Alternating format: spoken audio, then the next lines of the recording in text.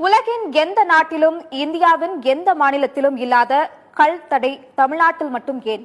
விவசாயிகளின் சந்தேகங்கள் இணையத்தில் வைரலாகி வருகின்றன. தமிழ்நாட்டில் கள் இறக்க அனுமதி கொடுத்தால் பனை மரங்களின் எண்ணிக்கை அதிகமாகிவிடும். பனை மரங்கள் அதிகமானால் நிலத்தடி நீர்மட்டம் உயர்வது மட்டுமின்றி கருப்பட்டி உற்பத்தி அதிகமாகிவிடும். கருப்பட்டி அதிகளவில் உற்பத்தியானால் வெள்ளை சர்க்கரை தேவை குறைந்துவிடும். வெள்ளை சர்க்கரையின் தேவை குறைந்துவிட்டால் மக்களுக்கு சுகர் குறைந்துவிடும். மக்களுக்கு சுகர் குறைந்துவிட்டால் மருத்துவமனைக்கு செல்வது குறைந்துவிடும்.